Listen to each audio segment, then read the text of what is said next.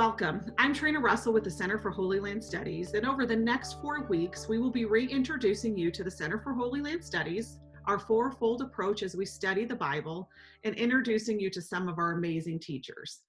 Today, I have with me Dr. Jeffrey Garcia, the Assistant Professor of New Testament and Second Temple Literature at Nyack College in New York. As well, he's authored Understanding the Gospels as Ancient Jewish Literature. We'll have that link down below for you. Hey, Jeff, thank you so much for being with us today. No problem. Thank you for having me. Yeah, we're excited. To talk about the CHLS approach, we use culture, we use the history, we use the landscape and the geography, and of course, the spirituality of the Bible. Today, we're going to focus on C, which is culture.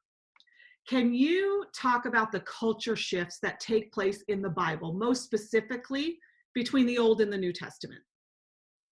Yeah, so the cultural period between the Old Testament and New Testament is something like 400 plus years. Oh, wow. And we usually speak about it. Our tradition, Christian tradition, usually holds that this is 400 years of silence, because the stuff that is written there, the stuff that happens in that time period, is not canonical. Most of the books that are written during that time period, apart from say maybe Daniel, don't make it into our Bible. So a lot of Christians unfortunately don't know about that period, but it's actually a very tumultuous and volatile time. The world that Jesus is born into is really heavily influenced by this period between the Old Testament and the New Testament. Right.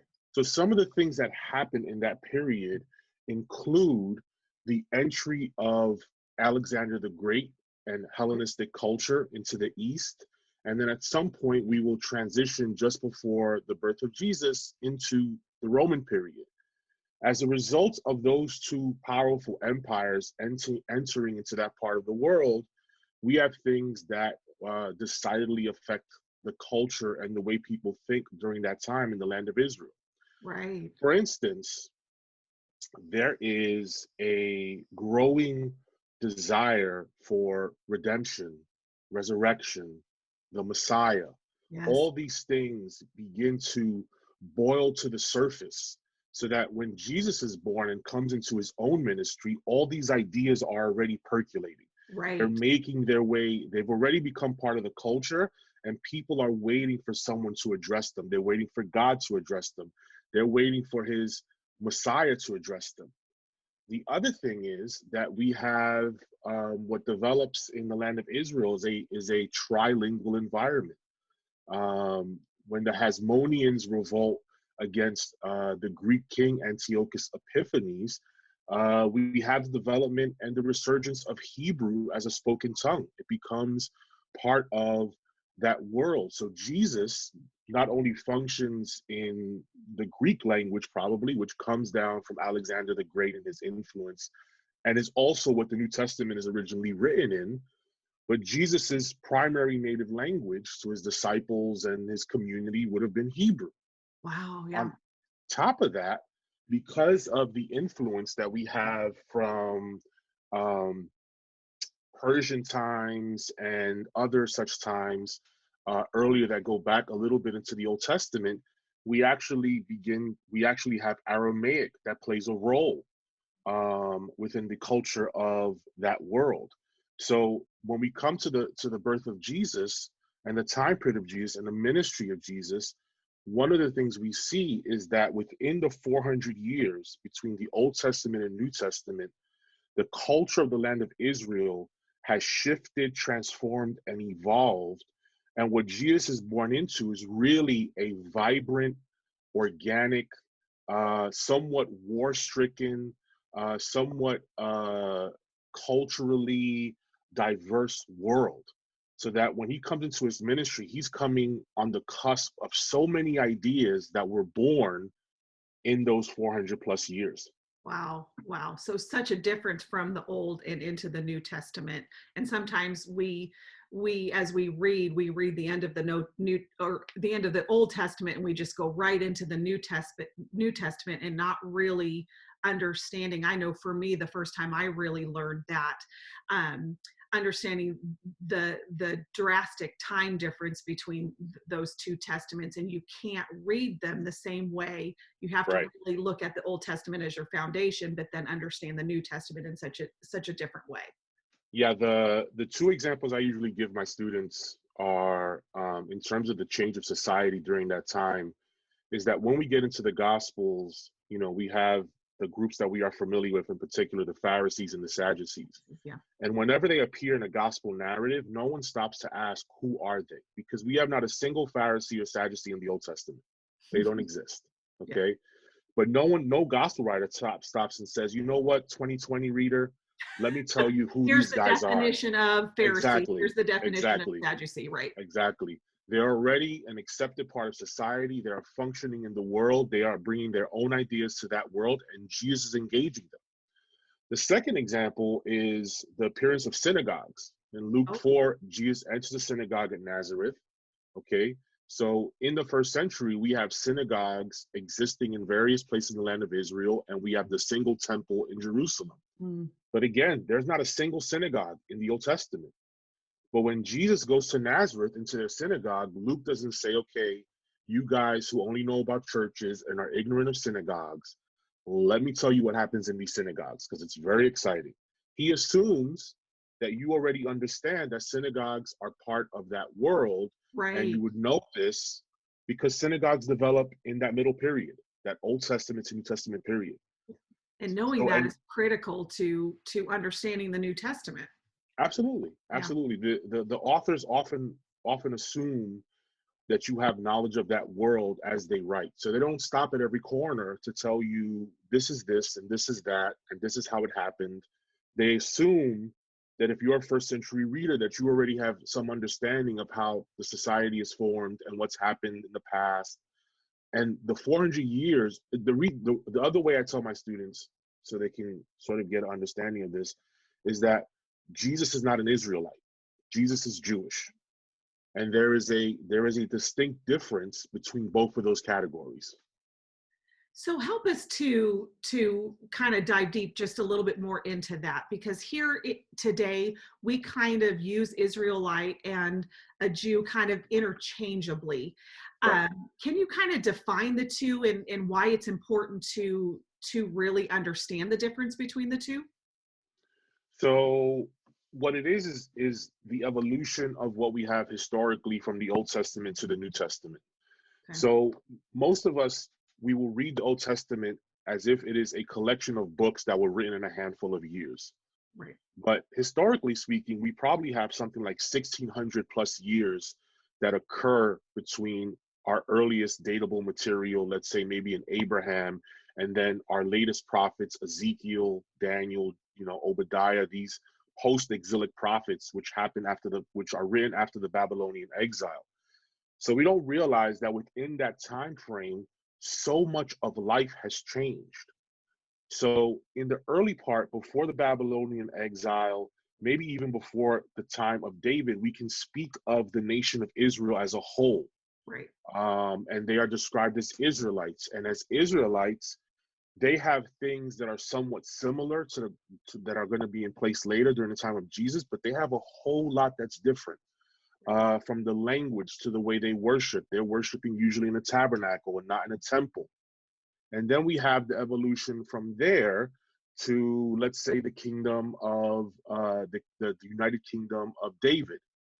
And then we have the split where we have Israel to the north and Judah to the south. Okay. Mm-hmm. And that all begins to affect how the culture and how the society is formed. And you could read this in the books of Samuel and Kings. As we get closer to the Babylonian exile, and I would probably say when the Persian kingdom takes over, and they allow the people of Judea to return to the land of Israel, that area begins to be known as the province of Yehud, the Persian province of Yehud, which is Yehud. Okay, that's where we start getting the talk of that area being Judea. We have it earlier as Judah, and that name continues over into the Persian period. Okay. As a result of the Babylonian exile, it appears that there are people who remember and are desirous to return to this province. So the people of the land of Israel start becoming associated with the province of Yehud. Now, there still remains a debate as to Always. whether, always, there's always going to be a debate with academics, but there still remains a debate as to whether early evidence of the word Judean means simply associated with a geographical province, or it becomes a cultural identity of anyone generally linked to that area. Okay. Okay. Either way, surely shortly before even the exile, we are no longer referring necessarily to Israelites. And then after the exile, we're referring to them as Judeans. Okay. And then in the period that we talked about earlier between the Old Testament and the New Testament, we start hearing that phrase more often, Judeans, Judeans. Right. And there is a transition that takes place. Now, it's understandable that later Jewish communities would look back, and in rabbinic literature, we often have Jews referring to themselves as Israelites or Israel. That's gonna stay around. But when we look at the culture of the Old Testament, before we start getting the word Judeans, the way they live, the way they worship, the way they think is somewhat different. Okay. Whereas in this middle period where we have many Judeans, and we could even say Jewish people and Jewish communities, what happened in the Old Testament has been reinterpreted, has evolved, and is now something. It's not completely new, but as you would imagine, in 2,000 years, things change. Of course, yeah. They are affected by the shifting powers of the time. They are affected by the shifting language. They are affected by exile. So the people that we have coming out of Egypt are not exactly the same people that we have in the land of Israel just before the time period of Jesus. Right. Gosh, there's so much to learn and to understand, and I get the pleasure to sit under all of our teachers multiple times a year, and I learn something new every time. So there's just so much to learn and to gain from really understanding the culture. And one of the things that sometimes surprises folks on our trips is Jesus was actually a Jew. Yeah. And surprise. And the culture in his home life, how do you think that impacted Jesus, not only as an individual living in the time period in which he lived, but also during his teaching and his ministry time, being a Jew in the culture that he was in? How did that impact all of that? Well, I would simply say that his culture cannot be um, divided from who he was, both as a person and both as a preacher, as well as the Messiah. Okay. I learned years ago, I was on a trip years ago in 2004, was my very first trip to Israel. I was a student, and at the time, the person that became my mentor and eventually colleague, R. Stephen Notley, one of the ways that he has for describing the culture of Jesus and how it's connected is the principle of the incarnation. Mm. That God chose to incarnate himself in a specific place, in a specific time, in a specific world. And that those aspects of the incarnation need to be respected as we hold the incarnation as an important idea in our spiritual lives. Sure, yeah. So the incarnation is not simply a spiritual event, but also God is entering culture and working through culture. So from Jesus' language to his religious practice of going to a synagogue, to the terminology that he uses to craft and carve out his own identity as the Messiah, are crucial and critical to understanding who he was. Okay. So Wow. as a person, you can't divide or take away his Jewishness from him. No. But for us to learn ancient Judaism and then see Jesus through that lens allows us to get a clearer contrast of who he was. Right. So, for instance, in Luke 4, he's quoting from Isaiah Mm, to define the contents of his ministry. Okay. right. He uses distinct language, distinct Jewish language. For instance, when he speaks about charity in Luke 18 and the other gospels, he speaks about having treasure in heaven. Mm, And most people, when they read that in the Sermon on the Mount, and even when they read that in the other texts, they don't realize that when you understand ancient Judaism, you see that that language, treasure in heaven, is not something that was just created out of the blue, that it's actually an idiomatic phrase, an expression to speak to charity. Every time we see the language of storing treasure in heaven in the Gospels and outside of the Gospels, it's always referring to taking care of the poor and taking care of the needy. wow. And what And lessons that's just the tip of the iceberg. right. Yeah, Right. Well, and we can go on and on about culture and how that understanding the culture really does help us tear back the pages of the Bible to really help yeah, us to understand it and to read it in a new way. And obviously, we don't have time to do that today, but I do want to thank you for joining us and taking the time out of your busy schedule to talk to us about this.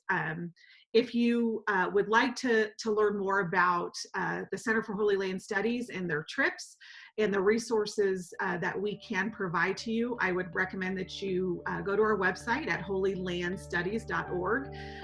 If you've traveled with Dr. Garcia, show him some love down below, and let's give him a little bit of appreciation for all that he does, not only here stateside, but over in Israel and teaching us through the lands of the Bible. Thank you so much, Jeff. We appreciate you, and we look forward to talking to you in the future.